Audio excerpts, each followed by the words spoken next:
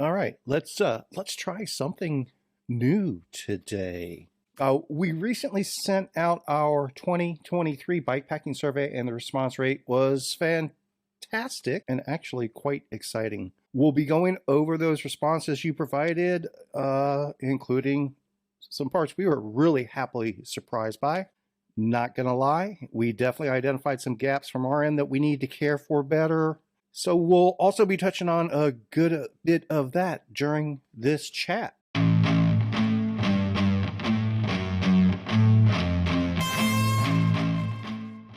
Welcome to Spinistry Chat, where we discuss everything and anything related to gravel and adventure cycling, bikepacking, and ultra endurance mountain biking. Basically, we're here for those who are into things long, hard, and dirty. This is a slightly new format for us, so please bear with us as we shake out the cobwebs. This is a direct result from our findings in that bikepacking survey, and we'll be touching on those findings shortly here, but something we do want to address on the front end. A lot of the responses we got back from the survey definitely identified some gaps that need to be cared for from the adventure cycling and bikepacking and gravel things. And they're things we think we can care for some ourselves and help along that. I'm quite certain that anyone that watches this video or listens to this podcast will be able to come up with some ideas of their own. But there's some fundamental stuff that we want to touch on just to make sure everybody's on the same page of what gravel and adventure cycling, bikepacking, ultra endurance mountain biking. There's some fundamental stuff in the mix that we want to make sure everyone's on the same page. So I think of these as gravel and bikepacking minimum capabilities, at least from a Spinistry perspective. That's one of the beautiful things about gravel and adventure cycling. There's a gazillion ways to do this. None of them are wrong. None of them are right. What I'm presenting is the way we put our events and get-togethers together. This is some basic stuff to be cognizant of. First off, be flexible. These are adventure rides. By our definition, it's not an adventure until something goes wrong. You have to be fit enough and knowledgeable enough to overcome adversity. And quite frankly, we are not ride nannies. These are not fully supported, spoon-fed, fully catered, fully pampered rides that cost thousands of dollars. Not that there's anything wrong with that. It's just not what we do. Spinistry adventures range from free to extremely low cost, and you're going to get much more than your money's worth from them. That's our ultimate goal. Another thing that's really super important, you have to already have established some basic fitness. These are not intended to be beginner rides to try out your first century or 100-miler if you've never ridden anything of that distance. Same applies for our shorter routes. You need to be at least basically trained up to do 3 to 4 hours at a continuous endurance pace. As your fitness increases, as your capabilities increase, that 3 to 4 hours will become a longer and longer distance for you. You need to have basic mechanical ability, or at least have a dedicated partner to help you with those basic mechanical shortfalls. And if you have that partner with you, they need to be aware of their role. They need to be aware of your capabilities. Don't just tag along with somebody with the assumption, well, if I have a mechanical, this person will help me out. Make sure they're up to speed on what you're capable of, or more importantly, not capable of. Seriously though, you really need to know how to fix a flat tire, and you need to have all the tools to do that for your bicycle, and everybody's bike setup is different, so I can't tell you exactly what those are at the moment. And it's also highly recommended that you understand some basic maintenance, like even converting a bike to single speed if you need to. So you need to know how to break a chain and put it back together. That's kind of a basic level, but we also understand that not everyone is there yet. If you don't have those capabilities, don't plan to go out on one of our routes self-supported.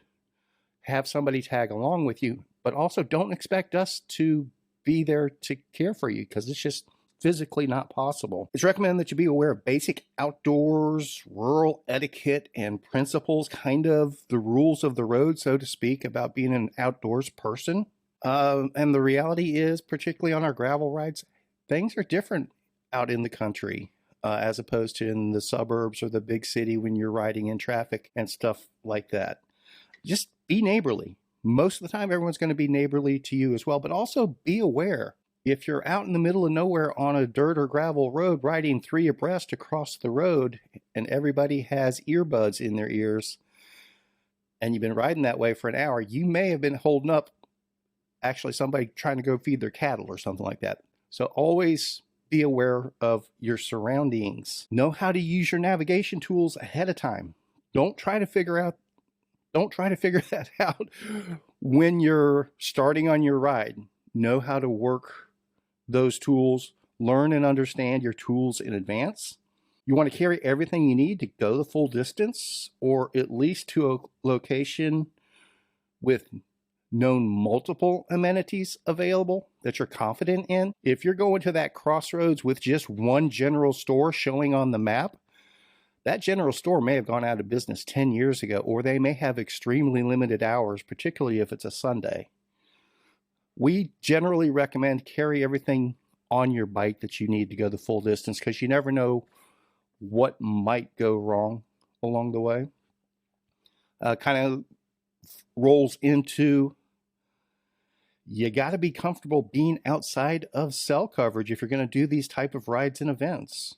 Our routes often go into backcountry areas with 0 cell coverage. Also keep in mind that when you're in those no cell phone coverage areas, your cell phone batteries, if they're looking for a cell tower the whole time, you're going to chew up batteries more quickly that way.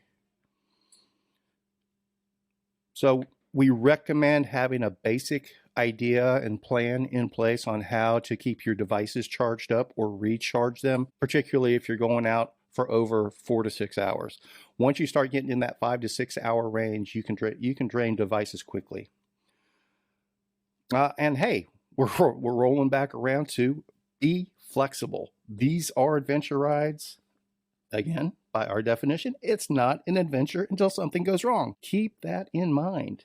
If you are uncomfortable with that concept, our rides, routes, and events probably are not a good fit for you.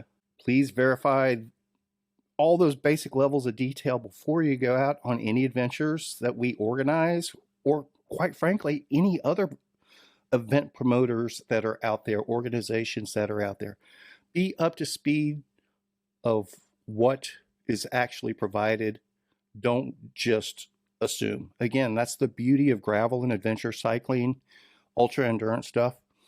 Every ride is different. Every event is different. Every promoter goes about it a different way. Don't just assume, because heck, even on our ministry rides and events, they're completely different from one week to the next. We do that on purpose. Everybody's looking for a different experience. We don't expect anyone to do everything we do. We try to meet what folks are looking for, no matter what their preferences or skill levels might be. So some of our events cater to different audiences from time to time. The basics are, there's no standard for these types of rides, so never assume anything. Verify all of the details. If you're not 100% comfortable in being 100% self-supported for 150% or more of the planned distance. Ultimately, we hope to get everyone to that level where you're 100% comfortable in your abilities and knowledge base, where you can go 50% beyond and still be comfortable. Does that make sense? Now, we're going to be offering ways to help people bridge those skills and knowledge gaps. Stick around for some more information on how we plan to help with those. But I just want to make it clear, you don't have to already be at those high levels to go out and enjoy these adventures and these rides. You don't want to be at below basic, but you don't have to be, well, here's what you don't have to be ready for these rides. You don't have to be superhuman like Wonder Woman or Shazam or something like that. You don't need to be Grizzly Adams and an outdoors survivalist or anything like that. And you don't have to be MacGyver, where You can fashion a bicycle wheel out of bamboo and oak leaves or something like that. Most everyone's somewhere in that middle range, and we want to help you get those middle skills and experience levels to a higher level week to week to make you a stronger and more prepared rider yourself. The reality is it just isn't viable for us to host true beginner rides and clinics. Uh, Realistically, every beginner is coming from a different level of beginner. You need to sort out for yourself what it takes for you to build up those basic skills and knowledge, that knowledge base in your world. And we're happy to help with that. Going forward, we will be posting videos and podcasts that will help with that basic skill building and even higher than basic. We definitely welcome your feedback on where to start with that content. We encourage folks to search out events and organizations who truly specialize in those beginner events and get-togethers. If that's what you're needing, there's people that are providing that. And whenever they come to our attention, we will share that information. But it's not a realistic expectation we just don't have the bandwidth or the manpower or the resources to care for a true beginner clinic, generally speaking. Maybe somewhere down the road we will be able to help more along those lines. It's just not something that's in our quiver at the moment. Now, that said, each month we're going to be hosting in-person events that do give riders of almost every skill level the opportunity to build their experience and those knowledge basics. These gatherings are meant to be completely inclusive. They're going to lean heavily on group mentorship and basically crowdsourced educational opportunities.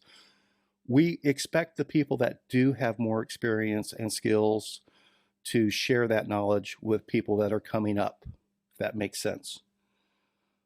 Now, please keep in mind that we all learn along the way from every trip we set out upon and the obstacles we overcome during those trips. We just never stop learning. After the survey results, we will go a bit in depth on the format of an upcoming get together that we have planned to kind of better illustrate that. But without further ado, let's go ahead and get into some of those survey results. So the survey itself was down and dirty. It was quick, fairly high level, but trying to find those universal things. We did have one open-ended question at the end of it to get, for lack of a better term, random feedback, and that was definitely enlightening. We'll touch on some of those responses that help us define where we're going forward and why we're putting this content together and the way we're going to structure some of our events. But we do want to talk about, I really want to start with question one. This was extremely exciting to me. This was a big deal. And I'll talk about that a little bit more in depth shortly. But here's the question. How likely are you to go bikepacking between now and the end of the year? And the response options were very likely, somewhat likely, unlikely, and not a chance. And our actual response rate was 49.61%. Let's call that 50%, very likely. 43.31% somewhat likely, 6.30% unlikely, and not a chance. There was one random response. This is super exciting for me, and let me explain why. Basically, for lack of a better term, the very likely and the unlikely ratios have flip-flopped in the past couple years. Yeah, I get it. A lot of people are going to go, well, Kevin, this is people that were filling out a survey for bikepacking, so obviously they're bikepackers. That hasn't been the case for the past few years, quite frankly. There was definitely an interest in bikepacking, and people were getting up to speed on it and building some knowledge or getting familiar with it, but that a lot of folks weren't actually doing it. So it was realistically probably in the 10 to 20% range where people were very likely when we did this survey a while back. And most people, or a huge chunk of them, I should say, were unlikely to do a bikepacking trip in the next several months. The somewhat likely, the middle ground, that's probably pretty close. It's probably always been in that 40 to 50% range, right where it is. But that flip flop from unlikely to very likely, that's really interesting. That's really exciting. And no, I don't think this means everyone in the world's going bikepacking. I think we've bridged that gap from curiosity to actually going out and doing it. I think that's a big step in the community, and I'm very excited to see this. The next question: which months of the year are you most likely to go bikepacking? And this is a select all that apply. So, people didn't have to choose just one month. Basically, we were looking for which months they don't want to go bikepacking. And this is definitely going to be a Texas-centric response crowd. So the responses will coincide with Texas weather, generally speaking. I'm sure there's a few outliers in the mix. But we'll talk about the number one month. 84% of the respondents said October is their ideal month to go bikepacking, or their favorite month, or one of their favorite months to go bikepacking. That's the biggest one by far. So October is the number one month. And just to let folks go, here's our commercial for this production. Our RAT 1000. Hey, it's in October. That's an excellent opportunity for just about every level of bikepacking, adventure cycling, multi-day skill set that people might be looking for. So keep that in mind. We got October covered for you. April was a very popular month. November was strong. So we'll probably look at throwing something really special into November going forward as well. We have time to put that together. March is strong. May is strong. And guess what? Starting in June, it starts trailing off very quickly. June, some people are still interested. July, it's going down. August, down. Comes back in September, fairly strong. January is super low. Looks like January is the lowest month. And February and December are both fairly low as well. Really no huge surprises here. And for our purposes, this is more confirmation than anything. It confirms that we don't really want to focus on putting together bikepacking and multi-day events in Texas in July and August. We already knew that. We plan to spend most of those months in Colorado already. But that doesn't mean we won't have anything in the mix. We've done it in the past. There's some creative ways to go about it. And depending on how our schedule works out, we may try throwing in what we call our AC adventures again. We'll talk about that down the road if it's applicable. But there are ways you can make it work in the heat of summer. We'll just leave it at that, even in Texas. The next question: how many nights do you prefer to camp or overnight when bikepacking? And I'll be honest with you, after I got these responses, I need some clarification from y'all on that. So please do leave it in the comments. Send us an email when we're hanging out at an event afterwards, having some beer or barbecue or whatever, sitting around the campfire or whatever. Let's chat about it. I do need some clarification on this, but let's go over the results first. Definitely the biggest response, the options were 1 night, 2 nights, 3 nights, or other. 2 nights is by far the largest response rate, 48%. 1 night, 24%. So overnight trips make sense for a lot of people. 3 nights was fairly low, 11.81%. And then the other one, I think it's a lot of people that didn't, well, I guess 19 said other, but I glanced at those responses and I don't think they read the question properly. We'll just leave it at that. Nobody said, oh, I like to overnight for 20 days on end. Now, make no mistake, we all recognize there are big trips out there that may go on for 5, 10, 20 days, maybe even longer. But generally speaking, most people are looking at a weekend's adventure of some sort. Now, here's where I need the clarification, because I see a little bit of misalignment in other anecdotal feedback I've received over the years. So the response on here is most people are looking for 2 nights of camping, 2 overnights when they're on a bike packing or multi-day trip. I need clarification on how that structure looks, and let me explain why. When we've tried to put stuff together in the past, it usually makes sense to try to do a 3-day weekend out of it: Friday, Saturday, Sunday, Saturday, Sunday, Monday, or something like that. Most of the time when we've tried to do that in the past, the feedback is almost always, I need to knock it out on the weekend. I can't get off work or whatever else. The way I look at it, that's a 1 night overnight. Park somewhere, take off Saturday morning, camp Saturday night, return to that spot somehow or another Sunday. If people are saying, hey, I want to get there Friday night and camp and then roll out, and that makes it 2 nights, okay. I didn't think that was the way most people look, but if that's what people are responding here, let me know that. Or is it that people are willing to do a 3-day weekend and I've just kind of lost touch with that over time? I do want some clarification on that, please, so we know which direction to go to start putting stuff together. And if you are interested in the 3-day weekend, do you prefer Friday, Saturday, Sunday, or Saturday, Sunday, Monday? That was question 3. And then question 4, and yeah, this is our last basic question. Then everything after that was open response. We'll touch on that in a bit.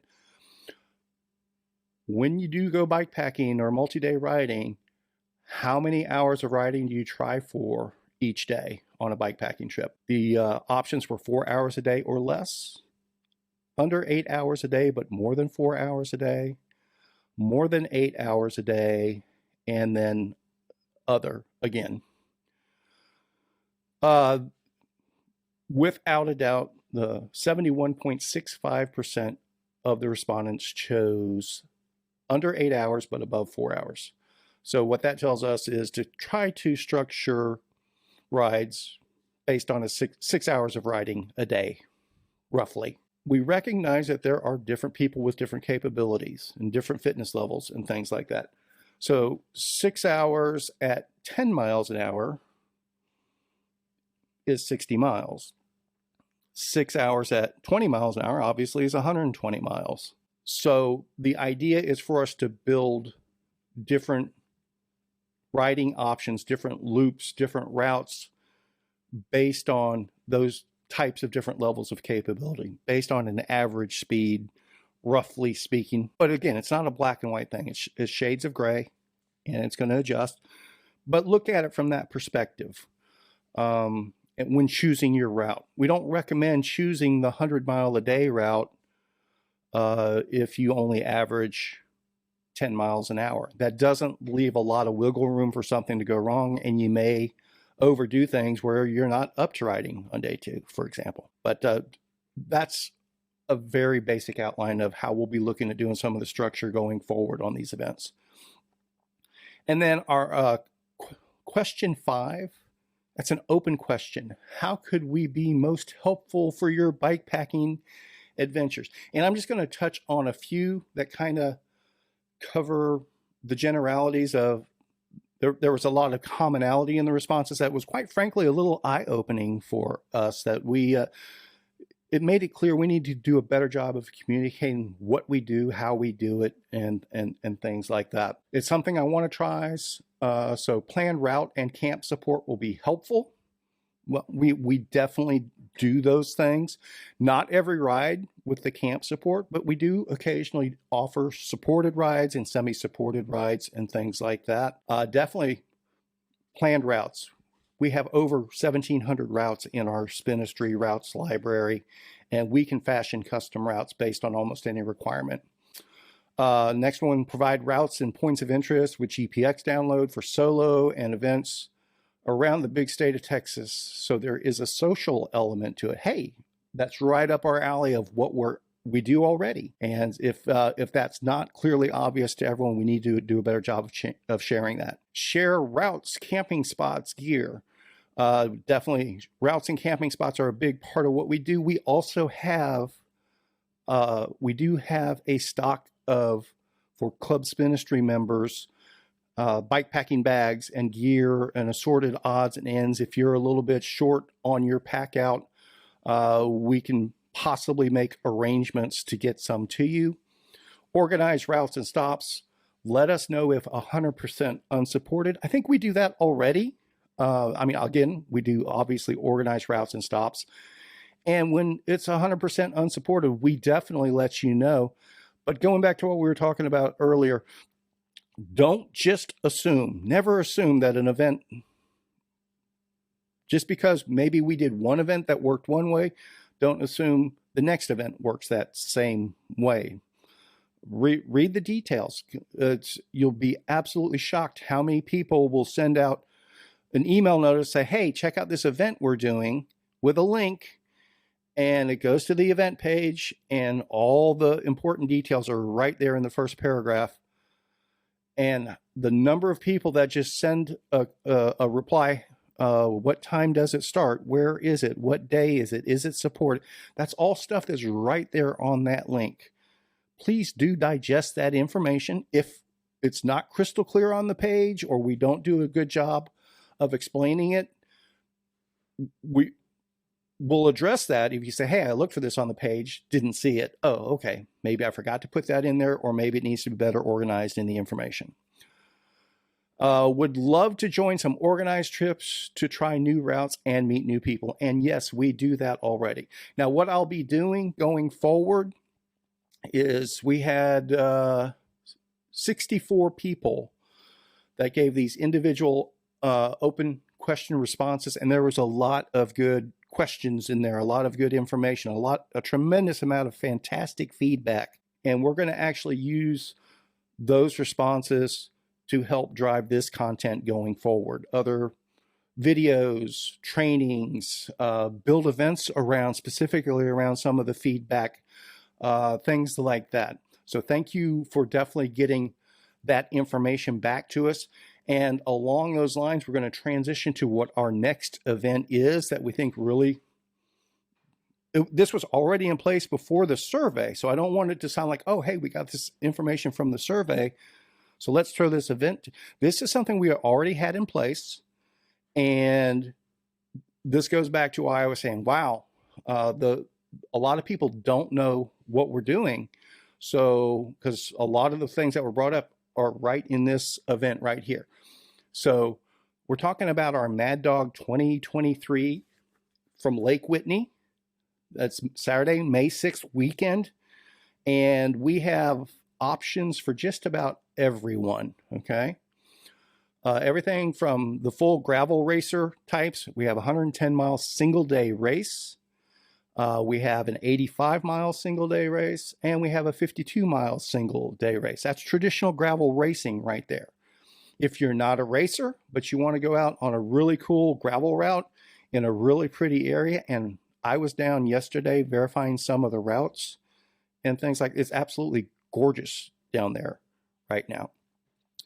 If you're not the racer type, but you just want to go out on a good route with marked routes, water tables along the way, where you know there's going to be stores along the route and things like that, we do have a non-competitive option as well. You can ride any of those distances. We also, a common request is camping.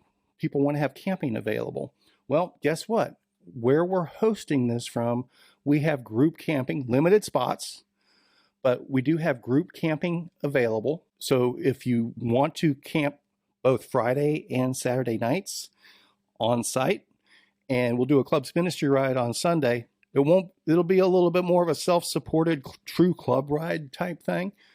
But if you want to do one of those other routes or an alternate route we put together for Sunday, you can stick around Saturday night and go riding with us Sunday. We also have bike packing options. We have a 100-mile bike packing option for Friday and Saturday with a remote camping Saturday night. We also have a 200-mile option, and we have some distances in between that are available. But those are unsupported. Outside of, we have your base camp, and we have the suggested remote camping. There's a bunch of other camping spots along the way. So if your personal distance is a little bit different, there is more of an option there. And we'll go over some of the different routes here in a minute just to give some idea. But here's the thing that's really cool about this particular event is a lot of the feedback we get from people, particularly around bikepacking, is, hey, I don't have all the gear, or I've never been camping, or I don't know what I need to do, or anything like this.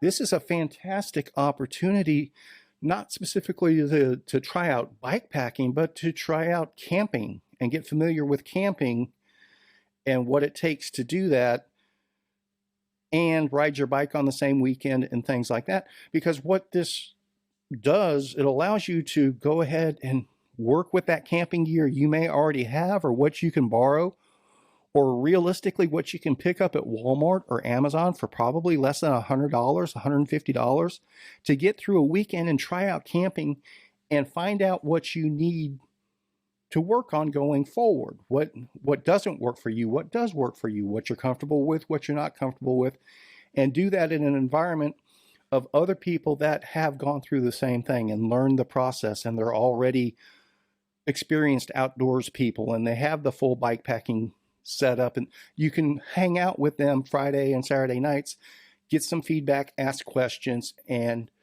again, some of that crowdsourced education like we were talking about there. Then finally, a quick glance at the routes that we have available to us. And I will talk about them here. Now, so those of you that are watching the video can probably see the screen grab right here. Oh, let me refresh this. I think we changed the graphic on this. There we go. So what I'm going to do here, show all on the map. So these are all the routes that we have available from the area. We have everything from a 27-mile, we'll call it a beginner route, stays fairly close to camping, goes through a decent sized town, up to a 200-mile bikepacking loop, and then a wide plethora of options in between. We'll expand this. Let's see, throw some terrain on there. There's actually, particularly the long distance riders and the bikepackers, you have some interesting stuff. So that's a quick glance at the different routes we have available to us. And if you're not available to join us specifically this weekend, May 6th weekend, what we'll be doing is making all of these routes and the details around the points of interest and the camping options and things like that. That will be available free of charge to all Clubs Ministry members in a consolidated format going forward. We'll be doing this right again next year as well. But if you want to go out and do it on your own, you're welcome to do that. We'll also make it available at a nominal cost to non-Clubs Ministry members. So that's our wrap up based on the survey information, and we'll be sharing more learnings and details going forward as well. Thanks so much for joining us.